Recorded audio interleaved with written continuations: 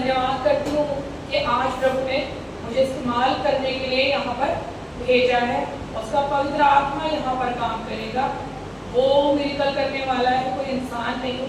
इसलिए मैं उसका धन्यवाद करती हूँ कि उसने पहले भी मुझे बहुत इस्तेमाल किया है, और इससे पहले अभी संजय नगर में भी मैंने प्रेयर की थी तो प्रभु ने काम किया और वहाँ के लोगों का सारा शोक आनंद में बदल गया। तो कोई इंसान नहीं कि प्रभु का आत्मा बात करता है। तो प्रार्थना करते हैं। धन्यवाद धन्यवाद प्रभु, धन्यवाद करते हैं तेरा आत्मा हमारे भीतर है और महिमा की आशा यीशु मसीह हमारे अंदर रहता है। हम जानते हैं खुदा यीशु मसीह हमारे बोलने बल्कि तेरे पवित्र आत्मा के द्वारा हमारे हृदय पे लिखे हुए वचन हमारे अंदर से निकलने पाए, और तेरा अनुग्रह इस समय के लिए हम मांग लेते हैं कि सुनने वालों के हृदय में वो वचन जाने पाए और उस वचन के द्वारा वो आजाद होने पाए। प्रभु यीशु मसीह आपका धन्यवाद करते हैं इस सुंदर समय के लिए, इस जगह के लिए जो आपने हमें दी है, इस खुदा यीशु मसीह ठंडक के लिए, हमारे गाजियाबाद को बचाए रखने के लिए आपका धन्यवाद करते हैं, और पंजाब के लिए हर एक प्रार्थना को सुनने के लिए, वहाँ के हर एक बेटे बेटियों को अपना जीवित गवाह बनाने के लिए आपका धन्यवाद करते हैं। उन्हें अपनी महिमा के लिए गवाही बनाने के लिए आपका धन्यवाद करते हैं। पिता आपसे प्रार्थना करते हैं हमारे पिता का एक एक बच्चा, पिता के घर का एक बच्चा आपका जीवित गवाह बनता है और वो जगह जगह जाकर आपके सुसमाचार के और आपके राज्य को फैलाता है। प्रभु आपका धन्यवाद करते हैं अपने लिए, और पवित्र आत्मा आपका स्वागत करते हैं। हमारे बीच में आइए और हमारे शब्दों को अपने शब्द बना दीजिए। प्रभु यीशु मसीह जो भी वचन बोला जाता है वो 100 गुना फलवंत होने पाए। प्रभु यीशु मसीह आपका धन्यवाद करते हैं कि आप कभी ना हमें छोड़ेंगे ना कभी त्यागेंगे। आप अभिषेक के पापा के पास हैं, हम पिता के घर के हर एक बच्चे के और हर एक फैमिली के ऊपर, और यीशु मसीह अभिषेक के पास्टर अभिषेक के पापा पर यीशु मसीह आपके लहू को अप्लाई करते हैं, आपके लहू की घोषणा करते हैं। आपका धन्यवाद करते हैं, आप हमेशा हमारी प्रार्थना को सुनते हैं, और आज भी आपने एक एक प्रार्थना को सुना से पूरा किया है। आपका धन्यवाद करते हैं, यीशु मसीह के नाम से मांगते हैं, आमीन। देखिए, हमें हर रोज प्रभु के अनुग्रह की जरूरत होती है, और वो हर रोज हमें एक दिन का अनुग्रह देता है। अगले दिन होता है तो उसको हमें एक नया अनुग्रह देता है। ये नहीं कि हमेशा के लिए हमें एक ही बार अनुग्रह मिल गया है। हमें वो अनुग्रह मुफ्त में देता है, उसे हम कमा नहीं सकते हैं।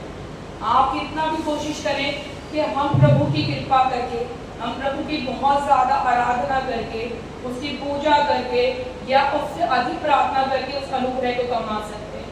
वो अनुग्रह वो है जो उसका मुफ्त का उपहार है, वो गिफ्ट है आपके लिए, और वो हमेशा आपके, अगर आप विश्वास करेंगे तो आप उसके अनुग्रह में हमेशा बने रहेंगे। उसके अनुग्रह के बिना आप कुछ भी नहीं कर सकते। वो अनुग्रह वो है जो परमेश्वर की दी हुई सामर्थ है, जो आप प्रतिदिन में अपने बल से, अपनी शक्ति से, अपनी समझ से, अपने प्रयत्नों से जो काम आप नहीं कर सकते, लेकिन आप उसके अनुग्रह की सामर्थ के द्वारा आप उस काम को बहुत आसानी से कर सकते हैं। आप उसके अनुग्रह को बिना हम उद्धार को प्राप्त नहीं कर सकते हैं। उसका अनुग्रह जो आज कितने लोग नहीं जानते हैं। हम सिर्फ एक सिंपल क्रिश्चियन बन के नहीं रह सकते हैं। मेरी ज़िंदगी में सबसे पहले जब मेरे यीशु मसीह, मैं क्रिश्चियन बोर्न क्रिश्चियन हूँ, लेकिन जब यीशु मसीह आए तो सबसे पहले अनुग्रह आया, और अनुग्रह ये आया कि मैं तुझसे प्रेम करता हूँ। फिर मुझे बहुत लोगों ने मुझे ये दिखाया कि तुम ये करते हो, तुम वो करते हो, मुझे ब्लेम करा, तो लेकिन मुझे जो अनुग्रह मिला था वो मुझे ये मिला था कि मेरे यीशु ने किया, मैंने नहीं बल्कि मेरे यीशु ने किया है। और आज भी सब लोग सिर्फ और सिर्फ अपनी ओर देख रहे हैं कि हम ये करेंगे तो हमारा मतलब हम उद्धार को प्राप्त कर सकते हैं, हम लोगों की संपत्ति को प्राप्त कर सकते हैं, सहमति को प्राप्त कर सकते हैं, उसके आदर को प्राप्त कर सकते हैं। लेकिन अनुग्रह में आदर मुफ्त में मिलता है। जब आप मनुष्य होकर सिर्फ और सिर्फ परमेश्वर की ओर देखेंगे तो आप ऑटोमेटिक देखेंगे कि आपको आदर मिलना शुरू हो जाएगा। अगर आप अपनी कोशिश करते रहेंगे कि मेरा आदर करें या ये मनुष्य या मेरे परिवार वाले मेरा आदर करें, वो आपको नहीं मिल पाएगा। यहाँ पर मैं जो भी वचन आपको देना चाह रही हूँ, क्योंकि ये आप सोच लीजिए कि आपको अपनी ओर नहीं देखना है, हमारे को यीशु की पहचान में बढ़ना है कि यीशु ने हमारे लिए क्या किया है। हम क्या सोचते रहते हैं कि हमारी भावना, हमारी कल्पनाएं, हमारी नेगेटिव सोच, हम हमेशा अपने ऊपर ध्यान करते रहते हैं कि हमने ये किया है तो हम परमेश्वर से अलग हो गए हैं। लेकिन यीशु मसीह ने क्या कहा है कि यीशु मसीह ने, परमेश्वर ने कहा है यीशु मसीह की ओर देखो, आप यीशु मसीह की पहचान में बढ़ो कि यीशु मसीह में आप क्या है, आप अपनी पहचान में बढ़ते हो। आपने कहा, आप कहते हैं कि नहीं, मैंने इतना बड़ा गुनाह कर दिया है कि आप नहीं जान सकते, मेरे साथ मैंने इतना गलत काम कर दिया है कि आप लोग सपने में भी नहीं सोच सकते। लेकिन आप ये नहीं जानते कि यीशु मसीह ने आपके लिए क्या कर दिया है, आप सपने में नहीं सोच सकते। आपकी ओर वो नहीं देख रहा है, बल्कि हम यीशु मसीह की ओर देख रहे हैं। जब आप जाएंगे तो सिर्फ और सिर्फ पिता यीशु मसीह को देखेगा। आपके ऊपर कोई दोष लगाता है, शैतान हमेशा आपके पास आता है, तूने ये किया है, तूने ये कर दिया, तूने गाली दे दी, तूने किसी का अपमान कर दिया, तूने किसी को परेशान कर दिया, तेरी निगेटिव सोच, तेरा व्यवहार, सब हमेशा शैतान हमारी ओर दिखाता है। लेकिन हमें किसकी ओर देखना है? यीशु मसीह की ओर, क्योंकि हमारे कर्म या हमारी गलतियां हमें प्रभु तक नहीं पहुंचाती हैं। हमारा शुरू से लेकर ये बाइबल का जो है एंड से लेकर तक विश्वास है। आप विश्वास करोगे तो अनुग्रह को प्राप्त करोगे, और विश्वास सिर्फ अनुग्रह, आपको पता है इस इफिसियों 8 में लिखा हुआ है कि विश्वास के द्वारा अनुग्रह से ही आपका उद्धार हुआ है। अगर आप विश्वास नहीं करेंगे, आप यीशु मसीह को प्रसन्न करने के लिए कुछ भी नहीं कर सकते हैं, क्योंकि परमेश्वर ने क्या बोला है कि विश्वास के बिना आप परमेश्वर को प्रसन्न करना अनहोना है। अगर आप यीशु मसीह में विश्वास नहीं करेंगे तो कैसे यीशु मसीह या पर परमेश्वर खुश हो सकता है? क्योंकि उसने एक ही बार कह दिया कि विश्वास के बिना किसी को भी प्रसन्न करना परमेश्वर को अनहोना है। आपको मैं बता दी गिनती की 5 निकालेंगे और उसके पहले से 4 तक आयत पढ़ेंगे।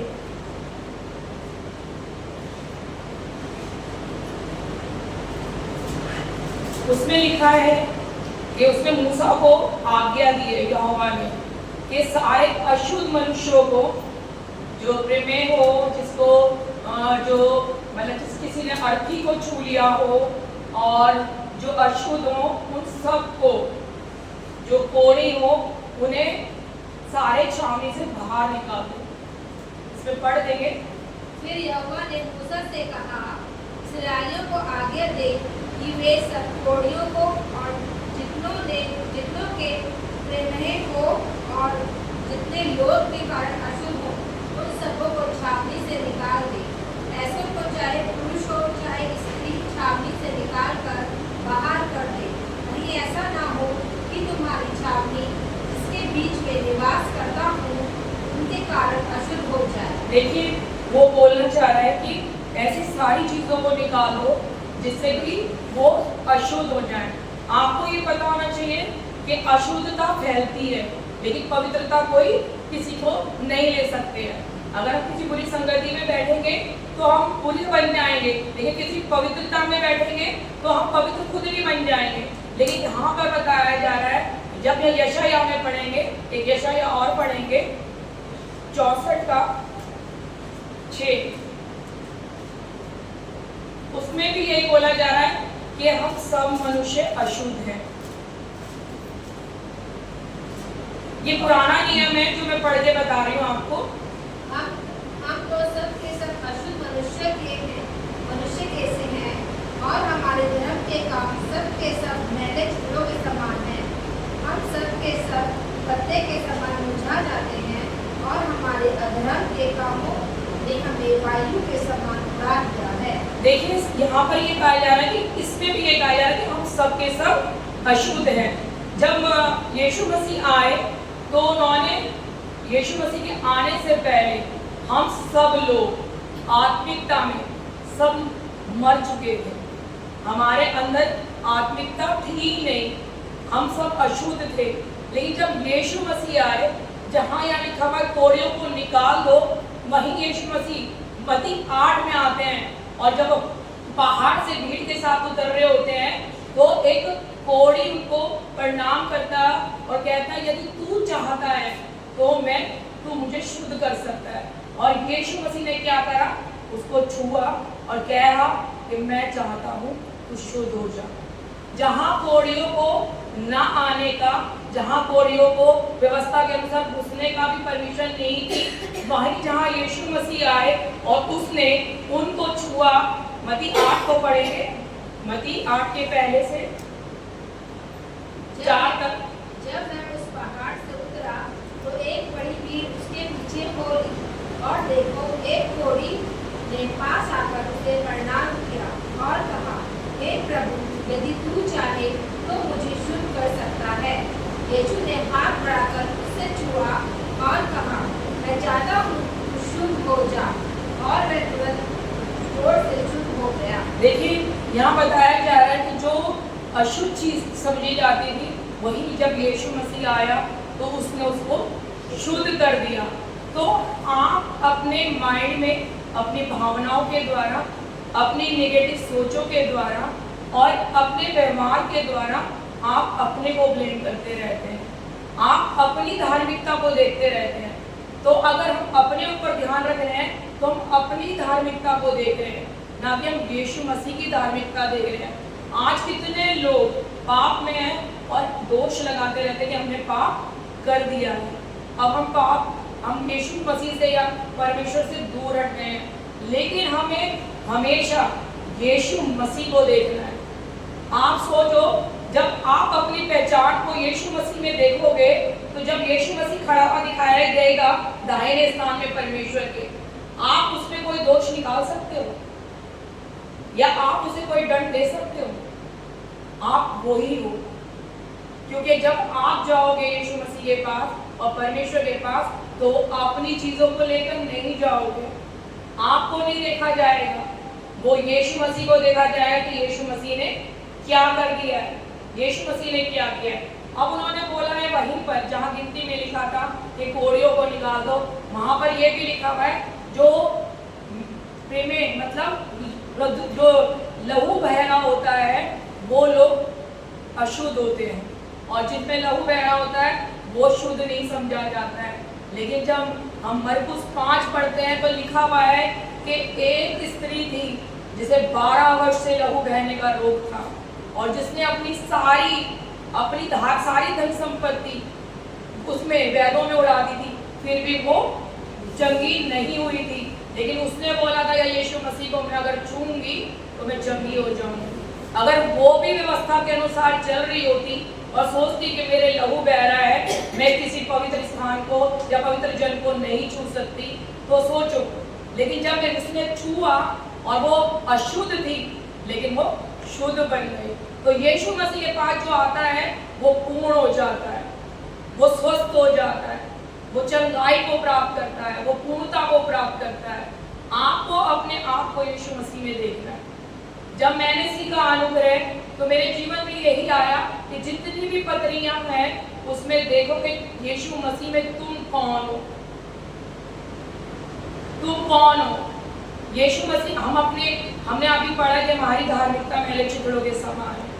हम क्या ब्लेम करते हैं कि हम अच्छे नहीं हैं। हम सच में यूँ बोलना कि हम अच्छे हैं, हमारे साथ अच्छों के साथ क्यों बुरा होता है। लेकिन बाइबल तो बताती है रोमियो 10 में कोई धर्मी नहीं, एक भी धर्मी नहीं। मतलब हम अपने को अपनी ही बढ़ाई करते हैं और हमेशा परमेश्वर में दोष लगाते हैं कि तू मेरी प्रार्थनाओं को नहीं सुन रहा है। हम अपने आप पे भी दोष लगाते हैं और अपने प्रभु पे भी दोष लगाते हैं। ये शैतान नहीं कर रहा, लेकिन हमारे को प्रभु यीशु मसीह में देखना है कि उसने हमारे लिए क्या कर दिया। यही अनुग्रह है। जब आपका माइंड आपको पापी कहलाए कि आज तूने गाली दे दी, आज तूने किसी की बेइज्जती कर दी है, आज तूने इसके कर दिया है, अब तू लायक नहीं है, उसी समय दिखाना है, उसी समय बोलना है हमें वो दाहिने स्थान पे जो बैठा हुआ है यीशु मसीह, मैं वो हूँ। उसने मेरे लिए सब कुछ पूरा किया है, उसमें कोई दाग नहीं है, उसमें कोई दोष नहीं है। जब आदम मरा था तो उसने जब पाप किया तो ऑलरेडी हम में पाप आ गया। उसने पाप किया था, हमने तो नहीं किया था। जब उसने पाप किया था तो हमने पाप नहीं किया, तो ऑलरेडी हमारे अंदर क्यों पाप आया? क्योंकि हम सब आदम से पैदा थे और उसके ब्लड के द्वारा सारा पाप आ गया। आपने देखा होगा एक बच्चा है, जब बच्चा पैदा होता है तो कोई भी माँ किसी दूसरे बच्चे को गोदी लेती तो वो चिढ़ता क्यों है? वो इतना छोटा बच्चा, उसे कौन चिढ़ा सकता है?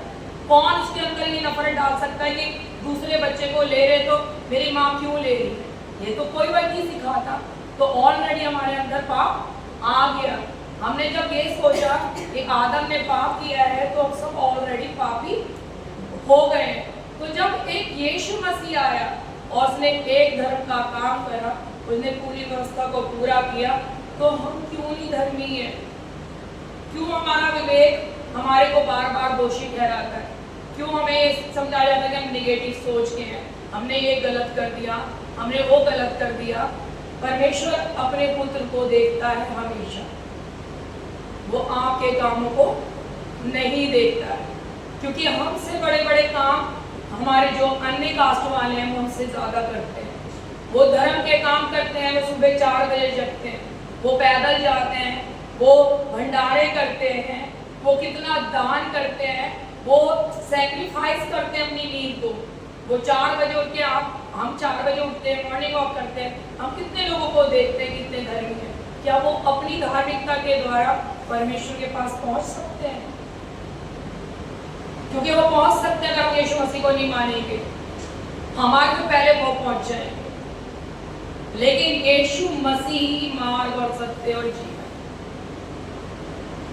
आप ये सोचो, जब उस लहू बहने वाली ने उसको छुआ, आज हम भी सोचते हैं कि हमारा लहू बह रहा है, हम प्रभु भोज लेने के लायक नहीं है।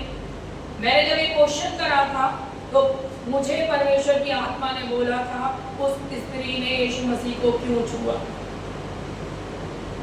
हम परमेश्वर को एक दिन भी नहीं छोड़ सकते हैं।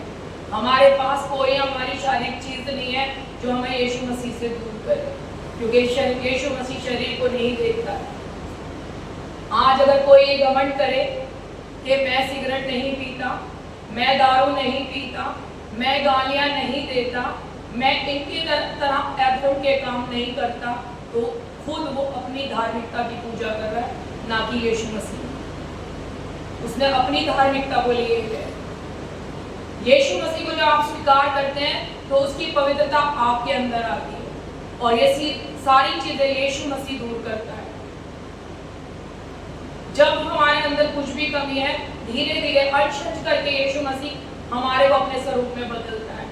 अब उसी में जब गिनती में लिखा था कि अर्थी को छूने वाला अशुद्ध हो जाता है, तो जब हम लूका 7 पढ़ते हैं तो उसमें यही लिखा हुआ है कि एक विधवा का जब यीशु मसीह याईर देश में आया, नाईन देश नगर में आया, तो भीड़ उसके साथ थी और थोड़े से लोग मुर्दे को ले जा रहे थे और वो एक माँ का एक लौता बेटा था और वो विधवा थी। और यीशु ने उसे देखकर तरस खाया और बोला मत रो, और उसने अर्थी को छू दिया और वो उसे कहा उठ के खड़ा हो जा, और वो उठ के खड़ा हो गया। उसकी माँ को, आप ये बताइए आज भी कितने धार्मिक रीति रिवाज है? यीशु मसीह ने बोला मेरा जुआ सहज है, मैंने तुम्हें कोई धर्म कांड इतने बड़े बड़े नहीं दिए हैं। लेकिन अगर आज हिंदू में, लेकिन अदर कास्ट में किसी की डेथ होती है ना, तो आपको नहीं पता उसको कितना कुछ करना पड़ता है। वो अलग कमरे में रहता है, अपना खाना खुद बनाता है, वो किसी के साथ मेल नहीं करता। वो जब सोचता है कि मैंने अर्थी को छुआ है तो मैं अशुद्ध हो गया, लेकिन यीशु मसीह आया और उसने अर्थी को छू कर ये दिखाया कि जिसे मैंने व्यवस्था को अंत करा है। आप सोचिए, इस व्यवस्था को मूसा लेकर आया यीशु मसीह में फिर यूहन्ना में वही कहता 27 में, ये व्यवस्था तो मूसा के द्वारा आई है, लेकिन अनुग्रह और सच्चाई यीशु मसीह के द्वारा आई है। जब यीशु मसीह आ गया है क्रूस पर, तो आपको यीशु मसीह में देखना है। ये हम अगर अनुग्रह सिखाते हैं तो ये नहीं सिखाते कि हम पाप करें, लेकिन हम ये सिखाते हैं कि यीशु मसीह पे विश्वास करें, अगर पाप भी हो जाए कि वो आपको छुड़ाने वाला है, वो आपके अधर्म को क्षमा करने वाला है। हम रोमियो 4 का पढ़ेंगे, उसमें 6 में लिखा हुआ है कि परमेश्वर बिना कर्मों के बिना जिन्हें धर्मी ठहराता उन्हें दाऊद धन्य कहता है। इसका मतलब कि सब जो पुराना नियम था वो सिर्फ कर्मों के द्वारा धर्मी ठहरना चाह रहा था, लेकिन दाऊद उसे धन्य कह रहा है कि वो धन्य है जो बिना कर्मों के द्वारा परमेश्वर से धर्मी ठहराता है। वो कह रहा है धन्य है जिसके अधर्म क्षमा हुए, जिनके पाप ढांपे गए हैं। धन्य है वो जो, फिर 6 और 7 8 दोनों लगाएंगे। जिसे परमेश्वर बिना कर्मों के धर्मी ठहराता है, उसे दाऊद भी धन्य कहता है। धन्य है वे जिनके अधर्म क्षमा हुए और जिनके पाप ढांपे गए। धन्य है वे मनुष्य जिसे परमेश्वर पापी न ठहराएगा। दाऊद कह रहा है, दाऊद के समय में यीशु मसीह क्रूस पर नहीं चढ़ा था, लेकिन दाऊद के बारे में फिर रोमियो में कहा जा रहा है कि आप धन्य हैं, आपके अधर्म क्षमा हुए हैं, आपके पापों को ढांपा गया है। आप हैं, जब आप उसके प्रेम में आएंगे तो आप उसके दीवाने बन जाएंगे और आप उसके प्रेम की खातिर सब छोड़ेंगे। अगर हम पहले ही कहेंगे कि आपको ये छोड़ना है, ये करना है, तो सब कहेंगे कि हमसे तो छूट ही नहीं ना, फिर क्या जाके करें, क्योंकि हम तो प्रभु के लायक नहीं है। प्रभु ने बोला ऐसे हाथ बढ़ा के, सब आओ, ये बोझ से दबे हुए लोगों मेरे पास आओ, मैं तुम्हें विश्राम दूंगा। वो कौन सा बोझ कह रहा था? वो पापों से। इसलिए आपको, आपका माइंड, कोई भी संसार की चीज आपको पापी नहीं ठहरा सकता जिसे आपको धर्मी बना दिया गया। यीशु मसीह ने किसी चीज को नहीं लिया, उसने बोला सेंतमेंट में, मतलब मुफ्त में आपको धर्मी ठहराया है। जब आपका माइंड बोले कि तू पापी है, तू ये नहीं कर रहा, तू वो नहीं कर रहा, क्योंकि हम यीशु मसीह में जब जाते हैं तो हमारा उसके साथ एक व्यक्तिगत संबंध है। वो हमारा दोस्त है, वो हमारा मित्र है। जब हम उससे बातचीत करने जाते हैं तो अपने बारे में खुलकर बताते हैं कि हमने ये कर दिया, हमने ये कर दिया, लेकिन हम तेरे पास आना नहीं छोड़ेंगे, क्योंकि हम जानते हैं तूने मेरे गुनाहों को माफ करा है, तू मेरा पिता है, तू ही मुझे उस पाप से बचाने के लिए वो अनुग्रह दे सकता है। जब हम रोमियो 6 पढ़ते तो उसने क्या लिखा है कि हम व्यवस्था के अधीन नहीं है, ये पाप की प्रभुता हम पर हो, बल्कि हम अनुग्रह के अधीन हैं। आप सोचिए, जो पौलुस था, जो स्तिफनुस को मार रहा था, जो उसके मारने में सहभागी था, उसमें यीशु मसीह ने कहा इसी शाऊल को मैं पौलुस बनाकर सबसे बड़ा अनुग्रह स्पर्श करूंगा। पौलुस ने कहा मैं यहूदियों का यहूदी हूँ, मैं बिन्यामीन के गोत्र का हूँ, मैं अगर व्यवस्था के विषय में कहूँ तो सबसे बड़ा हूँ। उसने कहा लेकिन मैं उन सबको पूरा समझता हूँ यीशु मसीह में।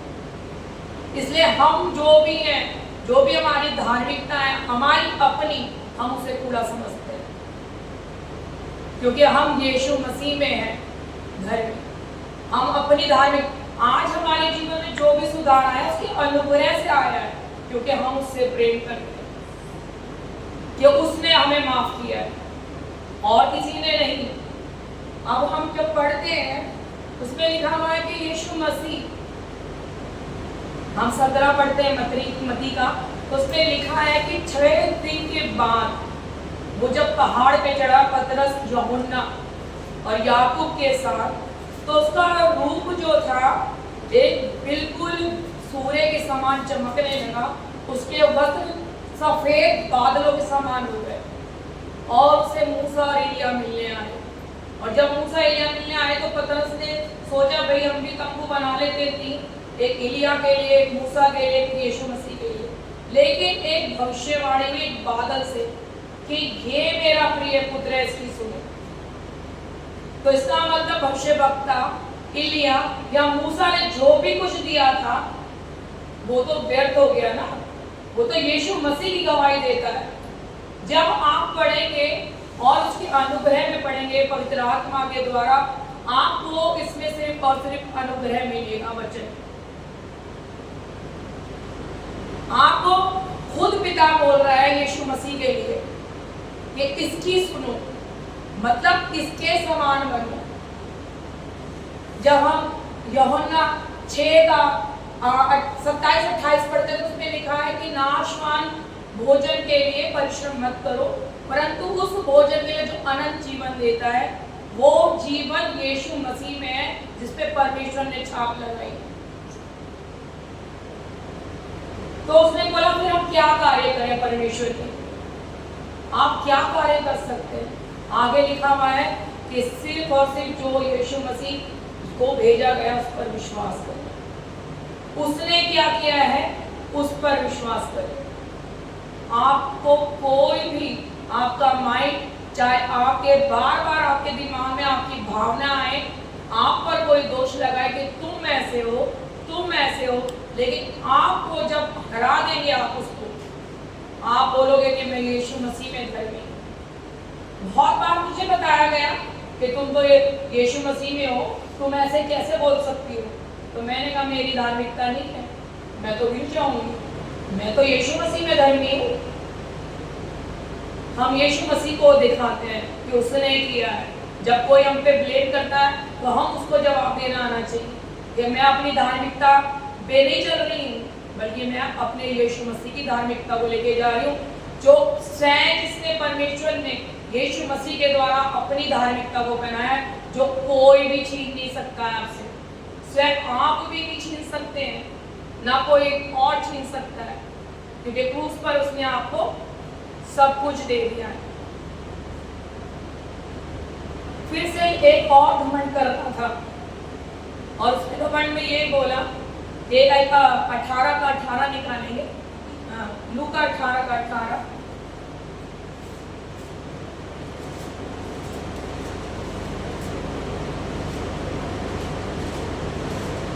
देखिए यहाँ पर एक सरदार आए और उसने बोला, हे उत्तम गुरु, मैं अनंत जीवन पाने के लिए क्या कार्य करूं? फिर से उसने कार्य करने के लिए बोला, और सब लोग यही बोलते रहते हैं क्या करें। उसने भी बोला कि मैं क्या करूं अनंत जीवन पाने के लिए? तो यीशु मसीह ने बोला, उत्तम तो सिर्फ एक ही परमेश्वर है, तू मुझे उत्तम क्यों कहता है? तू जानता तो है व्यवस्था में क्या लिखा है कि व्यभिचार ना करना, चोरी ना करना, झूठी गवाही ना देना, माता पिता का आदर करना। उसने बड़े घमंड से कहा कि तो मैं लड़कपन से ही करता आया हूँ, मतलब मैं पहले से ही करता आया हूँ। तो यीशु मसीह ने बोला, फिर ऐसा कर, तू अपना धन सब कुछ दान कर दे, मेरे पीछे हो ले, तुझे स्वर्ग में धन मिलेगा। इसका मतलब यीशु मसीह तो सत्य है और सच बोल रहा था, उसने झूठ नहीं बोला। यीशु मसीह को धनवानों से कोई भी परेशानी नहीं है, लेकिन कोई कंगाल किसी को किसी कंगाल की मदद नहीं कर सकता जब तक आपके पास धनी ना हो, क्योंकि यीशु मसीह तो आपके लिए कंगाल बन गया जिससे आप धनी हो जाओ। उसे ये पता था ये जो सरदार आया है ये अपने ऊपर विश्वास कर रहा है, ये अपनी धार्मिकता पे विश्वास कर रहा है कि मैं तो ये सब करता हूँ। उसने क्या जवाब दिया? यीशु मसीह को यही तो बोला कि मैं तो सब कुछ करता हूँ ये सब। लेकिन यीशु मसीह ने क्या बोला कि धनवानों का स्वर्ग के राज्य में प्रवेश करना मुश्किल है। इसके बाद वो सब उसके चेहरे सोचने लगे अब क्या हो सकता है। फिर उन्होंने जवाब करा 27 में कि फिर उद्धार कैसे हो सकता है। तो उसने साफ साफ यीशु मसीह ने बताना चाह रहे थे कि तुम्हारे से तो हो नहीं सकता। उसने कहा मनुष्य से तो हो नहीं सकता है, लेकिन परमेश्वर से सब कुछ। तो इसका मतलब पहले से बताना चाह रहा है कि उद्धार तुम नहीं कमा सकते हो, हर जगह उसने यही बोला कि उद्धार तुम नहीं कमा सकते हो, उद्धार मेरे ही द्वारा है। धार्मिकता तुम नहीं कमा सकते हो, धार्मिकता मेरे ही द्वारा है। उसने ही आपको धर्मी बनाया है। और आप उसके, जब आदम में आपके द्वारा पाप आ गया, तो उस यीशु मसीह के एक कार्य, एक आज्ञा मानने से आप क्यों नहीं धर्मी ठहरे? रोमियो 5 का 18-19 पढ़ेंगे।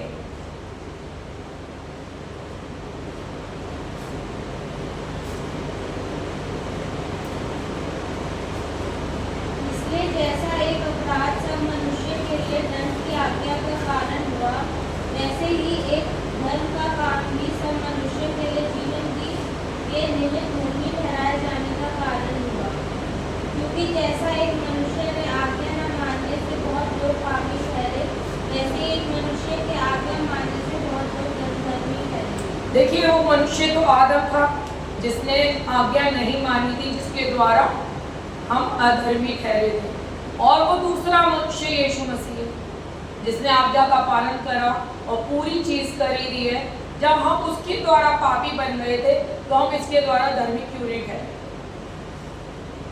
पहला आदम मिट्टी से था, दूसरा अंतिम आदम यीशु मसीह है जो स्वर्ग से है। तो उसको आप विश्वास करेंगे तो आप खुद ऑलरेडी स्वर्गीय बन जाए। आपको उसको करने की कोई जरूरत नहीं है कि आप चर्च में जाने से या चर्च में आने से धर्मी ठहरते हैं, बल्कि आप यीशु मसीह पे विश्वास करने से धर्मी ठहरते हैं। आपको सब कुछ उसने मुफ्त में दिया है। हम 10 निकालेंगे, इब्रानियों उसका 10 पढ़ेंगे।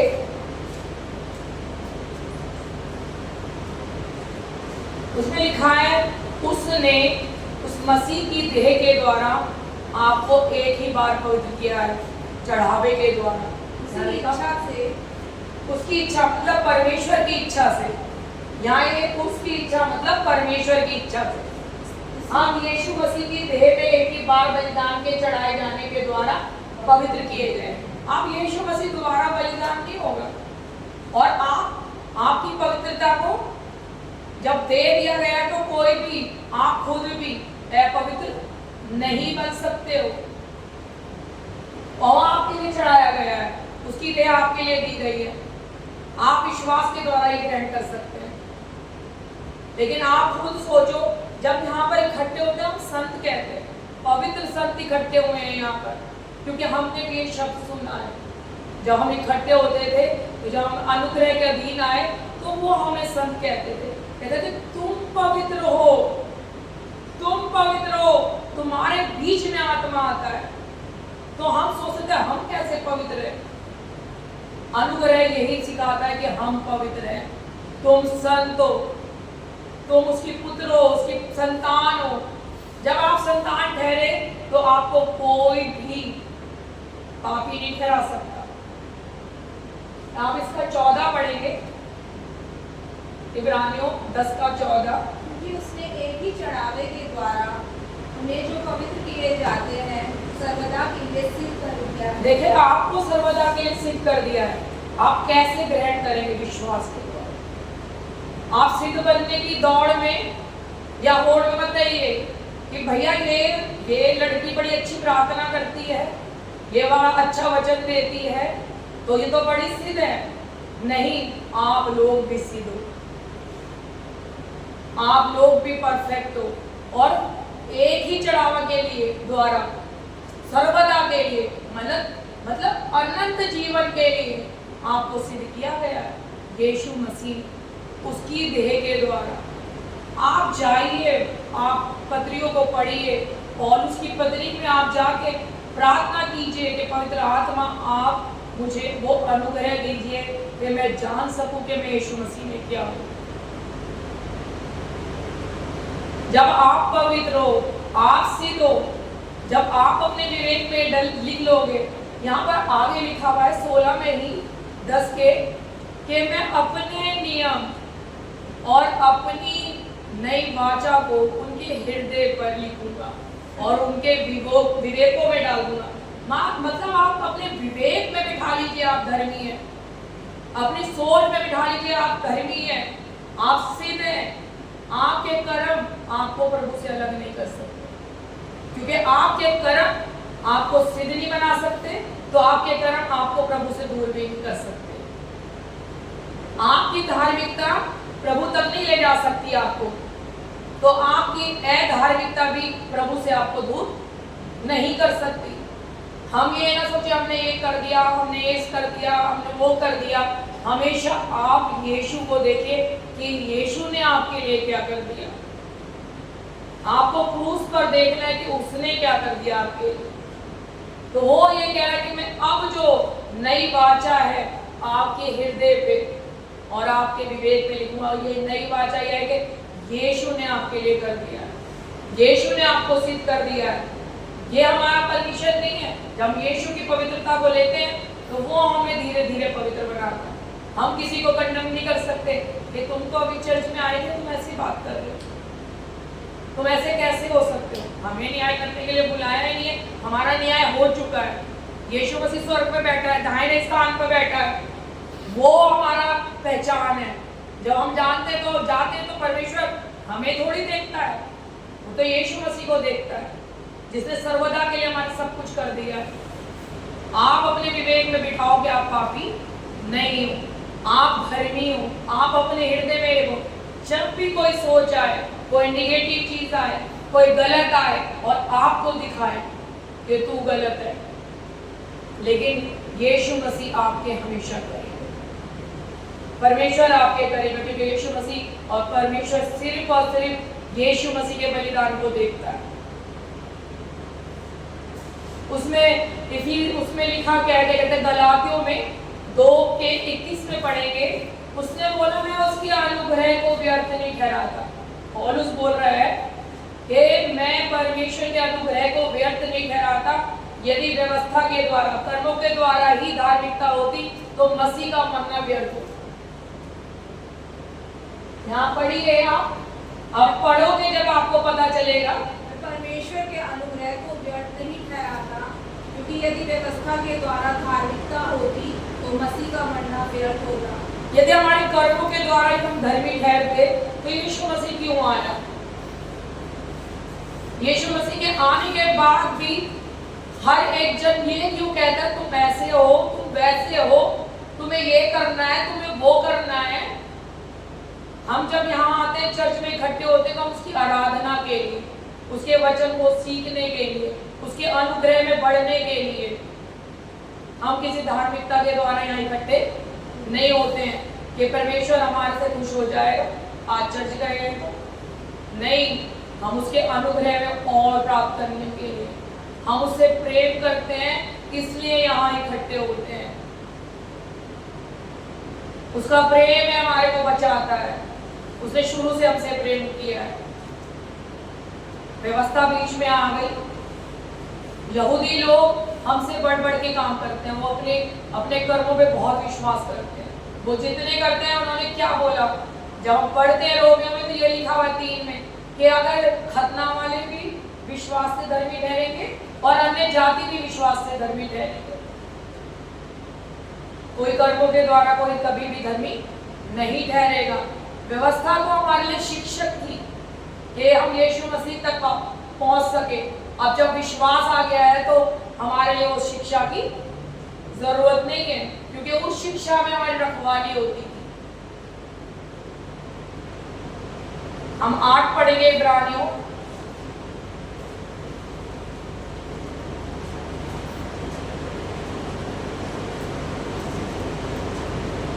पहले 8 का 10 पढ़ेंगे। फिर प्रभु कहता है कि जो वाचा मैं उन दिनों के बाद इस्राएल के घराने के साथ बांधूंगा, वह यह है कि मैं अपनी व्यवस्था को उनके मुंहों में डालूंगा और उसे उनके हृदयों पर लिखूंगा। देखिए, वो जो व्यवस्था है वो अपनी धार्मिकता को कह रहा है कि मैं तुम्हारे हृदय में डालूंगा और तुम्हारे हृदय पे लिखूंगा, पत्थर पर नहीं। अब पत्थर पे की पट्टियों पर नहीं लिखी जाती है, आपके हृदयों पे लिखी जाती है। और वो जब आप पढ़ते हैं अपने वचन को और जब आप पवित्र आत्मा के द्वारा प्रार्थना करते तो वो निकलती है। उसने आपके विवेक को शुद्ध कर दिया है। आप किसी तरह भी गंदी सोच के द्वारा अपने आप को कंडम ना करें। हम क्या सोचते हैं, आज हमने ये नहीं करा, एक गिलास पानी नहीं पिलाया, वो हमने तो गलती कर दी है। परमेश्वर ने बोला कि किसी को भी आप पानी पिलाते हो यीशु मसीह में, तो मुझे पिलाते हो। लेकिन ये नहीं कहता कि तुम अपने आप को दोषी ठहराओ या हम दूसरे का न्याय करें, कि हम ये कह रहे हैं कि ये लोग ये कर रहे हैं, ये कर रहे हैं। यहाँ पर सिर्फ और सिर्फ अनुग्रह है। अनुग्रह से आप श्राप से मुक्त होते हो, क्योंकि व्यवस्था के अधीन अभी भी जो है वो श्रापित है।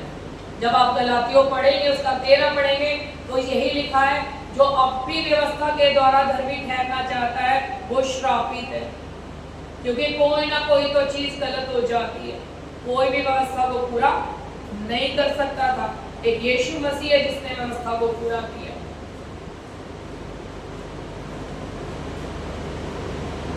इसका 8 का पढ़ेंगे 13। नई वाचा की स्थापना से उसने प्रथम वाचा को पुरानी ठहरा दिया, और जो वस्तुएं पुरानी और जीर्ण हो गई है उनका मिट जाना अनिवार्य है। देखो, इब्रानियों में कहा जा रहा है कि जो नई वाचा आ गई यीशु मसीह में, जो नई वाचा आ गई प्रेम की, कि आपस में एक दूसरे से प्रेम करो। जब एक नई वाचा आ गई है, जो तो पुरानी जो है वो जीर्ण हो गई है, वो पुरानी हो गई है, अब उसका मिट जाना अनिवार्य है। लेकिन अभी भी लोग व्यवस्था को प्रचार करके लोगों को मारते हैं, लोगों के हृदय को तोड़ते हैं। वो सोचते हैं हम प्रभु से इतना प्यार करते हैं, लेकिन अब भी हम पापी हैं। अभी भी हमने पाप किया है, और हम पाप हमेशा पापी पापी पापी अपने आप को पापी पापी करते रहते हैं। लेकिन 10 का जब हम 17 और 18 पढ़ते हैं, आपको परमेश्वर क्या कह रहा है ये देखिए। उसमें बोला, मैंने तुम्हारे अधर्म के सारे पापों को क्षमा कर दिया है। जब एक बार क्षमा हो गया है तो फिर कोई बलिदान बाकी नहीं रहा है। पढ़ देंगे। फिर ये कहता है, जो उनके पापों को और उनके अधर्म के पापों को फिर कभी स्मरण ना करूँगा, और जब उनकी क्षमा हो गई है तो फिर पाप का बलिदान नहीं रहा। देखिए, आप जो इस समय भी कोई गुनाह कर रहे हैं, वो कह रहे हैं उन्होंने क्षमा कर दिया। वो तो 2025 साल पहले आके, जब आप पैदा भी नहीं हुए थे, आपको क्षमा कर चुका है। आपकी आत्मा को अपनी आत्मा से सील कर चुका है। आपकी आत्मा तभी बच गई है 2025 साल पहले, जब आप बचे ही, पैदा भी नहीं हुए थे। जब आप पैदा नहीं हुए जब भी आप क्षमा हो गए, लेकिन अभी तक आप अपने आप को पापी देख रहे हैं, अभी तक अपने आप को कंडम कर रहे हैं, अभी तक आप अपने आप को स्वीकार नहीं कर रहे कि यीशु मसीह ने हमारे लिए कर दिया है। जब हमारे साथ हमसे कुछ गलती हो जाती है, गुनाह हो जाता है, यीशु मसीह के अनुग्रह के सिंहासन के पास जाना है, बड़े हियाव के साथ जाना है। हमारे पास्टर अभिषेक आपको क्या समझाते हैं कि कोई भी चीज हो जाए, लेकिन अनुग्रह के सिंहासन के पास जाना, वो भी डरते और कांपते में नहीं। क्योंकि पुराने जमाने के लोग जाते थे, पुराने याजक जाते थे डरते कांपते कि हमें मार देगा। अब तो हमारे लिए बलिदान हो चुका है। उन्होंने कहा है, जब पापों की क्षमा हो गई और एक अब कोई पाप का बलिदान नहीं है। अब आपके लिए दोबारा यीशु मसीह नहीं मरेगा। एक ही बार संसार के अंतिम दिन में यीशु मसीह के द्वारा वो आए और पापों का बलिदान हो चुका है। मूसा तो सारे घर का अधिकारी नहीं था, वो एक सेवक के समान था, लेकिन यीशु मसीह घर का अधिकारी है और उसका घर आप हो, उसका घर आप हो। कुलुसियों में लिखा है कि जो बहुत समय से अज्ञात था, जिसे कोई नहीं जानते था, ये महिमा की आशा यीशु मसीह आप में रहता है। आपको पता चल गया है, अभी दुनिया को नहीं पता है। मैं और मिली मॉर्निंग वॉक करते थे और हमारी सारी बातें यीशु मसीह सुनते थे, तो हम सोचते थे सुबह घूमते थे हमारे साथ यीशु मसीह घूमते, हमें पता ही नहीं था कि वो हमारे अंदर रहता है। हम जो भी बात करते थे उसकी खोज करते थे कि आज हम ये पढ़ेंगे, देखेंगे कि मूसा पर्दा क्यों डालता था। मिली ने कहा क्यों डालता था। अब मैंने कहा चल मैं बता दूं। मुझे क्या पता इतनी बड़ी बाइबल में वही पाठ निकलेगा। क्यों? हमें परमेश्वर जानता है कि हम उसकी खोज कर रहे हैं। हम इस योग्य नहीं कि हम अपने आप से इस योग्य हैं, क्योंकि हमारी योग्यता तो परमेश्वर की ओर से है। हम पढ़ेंगे कुरिन्थियों 3 का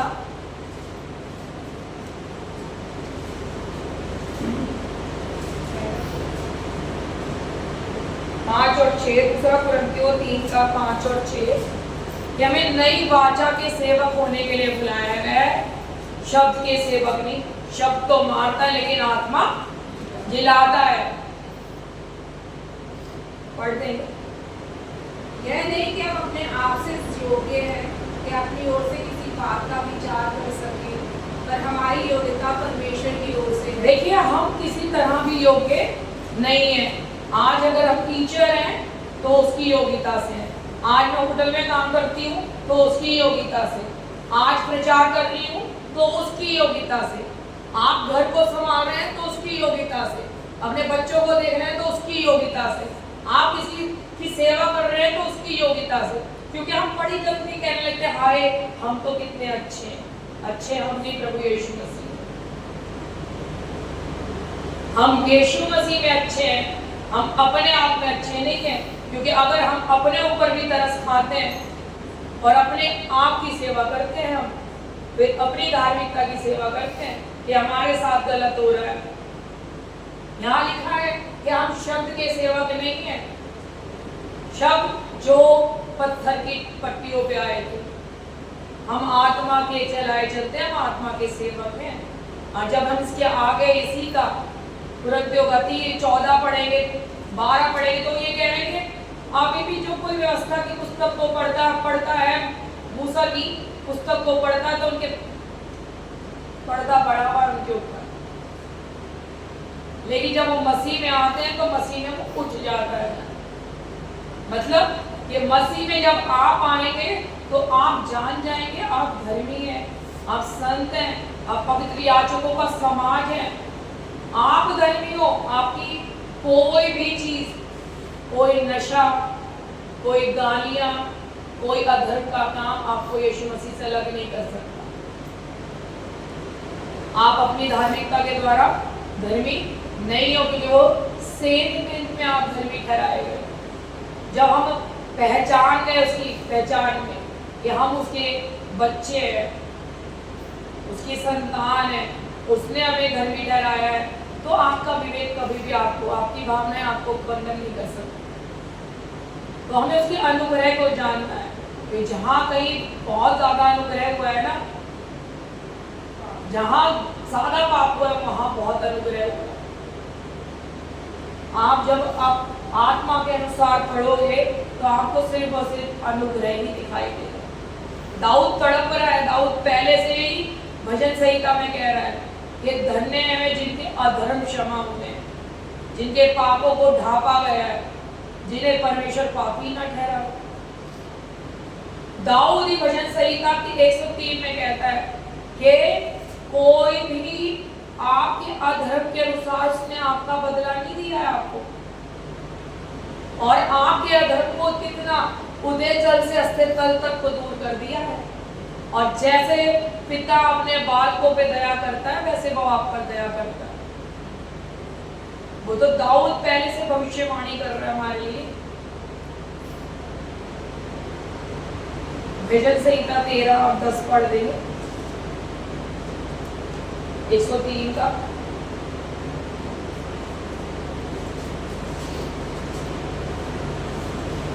जैसे पिता अपने बालकों पर दया करता है, वैसे ही यहोवा अपने डरवैयों पर दया करता है। यही बताना चाह रहे थे, वो कह रहे पहले से शुरू से, आप पिता और आप माँ हो, आप अपने बच्चों को कैसे क्षमा करते हो, आप कैसे देखते हो। आप तो संसारिक दुनियावी माँ बाप हो, लेकिन वो तो स्वर्गीय पिता है जिसने एक लौता अपना निष्पुत्र दे दिया। आपको पता है रोमियो 6 में लिखा हुआ है, पाप की मजदूरी तो, जब उसका 23 पढ़ेंगे, पाप की मजदूरी तो मृत्यु है, लेकिन परमेश्वर में उसका अनंत जीवन, यीशु मसीह में अनंत जीवन। लेकिन वो यीशु मसीह में यीशु मसीह से अलग हम कुछ भी नहीं कर सकते हैं।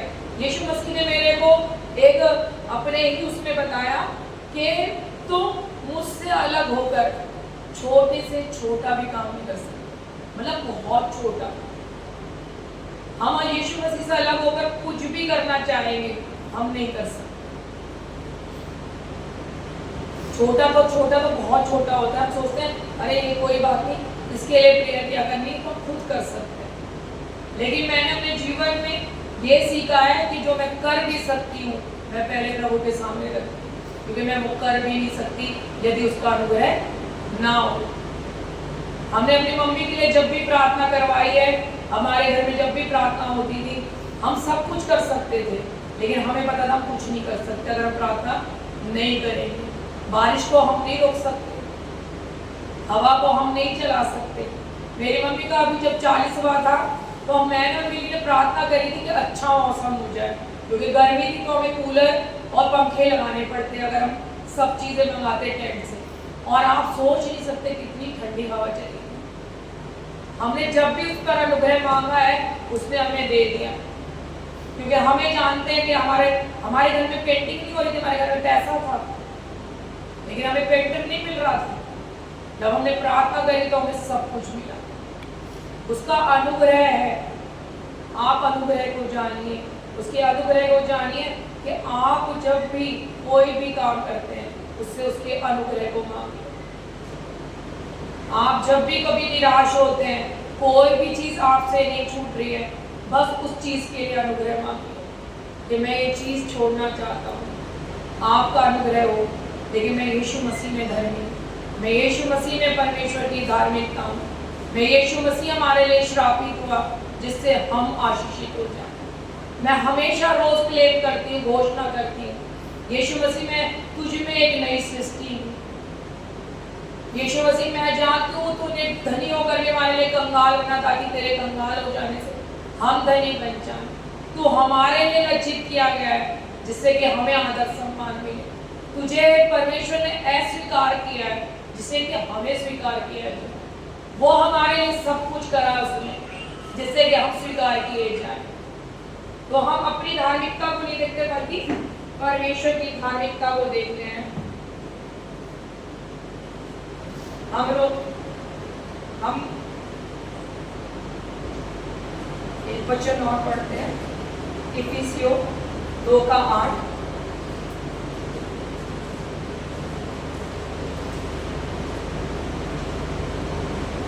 क्योंकि विश्वास के द्वारा अनुग्रह ही से तुम्हारा उद्धार हुआ है, और यह तुम्हारी ओर से नहीं वरन परमेश्वर का दान है। ये हमारे लिए उसका गिफ्ट है, हम उसे कमा नहीं सकते, उसके अनुग्रह उसने हमें दे दिया है और हमें सिर्फ विश्वास के द्वारा उसे स्वीकार करना है और उसको अपना बनाना है। तो आप ये समझिए कि हमारे लिए सब कुछ पूरा हो चुका है। अब आपको कुछ नहीं करना है, आपको विश्वास करना है, और विश्वास के बिना परमेश्वर को प्रसन्न करना अनहोना है। जब भी आपका मन आपको डाउट करे, आपके कर्म आपको ये दिखाएं कि तू धर्मी नहीं है, तो हमें उसका जवाब देना। हमारे माइंड को पता है, जब हम कुछ भी बोलते हैं तो हम अपने आप भी सुनते हैं। जब हम बोलते हैं वचन को, तो वचन हमारे अंदर हृदयों में जाता है, और जब हम किसी को डांटते हैं और बोलते हैं जो भी हमें ब्लेम करता है, हमारा माइंड ही है। हमारी किसी और से लड़ाई नहीं है, हमारा किसी और से युद्ध है ही नहीं, हमारे अपने आप से युद्ध है। जब हम कभी भी कोई हमारे को बोलता है कि तुमने ये किया है, तो हमें देखना है कि यीशु मसीह ने क्या किया। यीशु मसीह ने किसी कोढ़ी को ये नहीं कहा तू अशुद्ध है, उसने कोढ़ी को चंगा कर दिया। जो भी पुराने नियम में जो भी अशुद्ध था, उसने नए नियम में आकर शुद्ध बना दिया। अब हमारे अंदर अशुद्धता नहीं है, हम शुद्ध हैं, हम पवित्र हैं, हम सिद्ध हैं। उसका अनुग्रह है हमारे ऊपर। उसका अनुग्रह आप पढ़ेंगे तो पौलुस सब कुछ बताता है कि हमारे धर्म के काम मैले चित्रों के समान है। हम सब अशुद्ध थे, अब हम शुद्ध हैं यीशु मसीह में। लेकिन यीशु मसीह से अलग होकर कुछ नहीं कर सकते। धन्यवाद धन्यवाद धन्यवाद धन्यवाद करते हैं खुदा यीशु मसीह तेरे अनुग्रह के लिए। प्रभु धन्यवाद करते हैं आज जो भी आए हैं, हम जानते हैं तेरे बच्चे हैं, पवित्र संत हैं।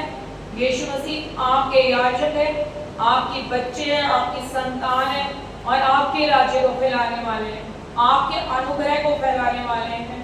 प्रभु हम जानते हैं जब हमने विश्वास का वचन सुना, जब गलातियों में लिखा है कि तुमने आत्मा को कैसे प्राप्त किया, ये व्यवस्था के द्वारा या विश्वास के द्वारा, ये सुसमाचार के द्वारा। हम जानते हैं जब हमने तुझ पे विश्वास किया और तेरे सुसमाचार को सुना, तब हमने आत्मा को ग्रहण किया। आज हम तेरे बच्चों के लिए तेरी पवित्र आत्मा को मांगते हैं, तेरा आत्मा इनके ऊपर उतरने वाला बने यीशु मसीह, और तेरी आत्मा में भरकर ये तेरे नाम से अलौकिक भाषा में प्रार्थना करने वाले बन जाए। प्रभु आज हमारी डिजायर है, जिन बच्चों के पास तेरी आत्मा नहीं है उनके लिए तेरी आत्मा को मांगते हैं, क्योंकि तूने बोला है जब तुझसे मांगते हैं तो पाते हैं।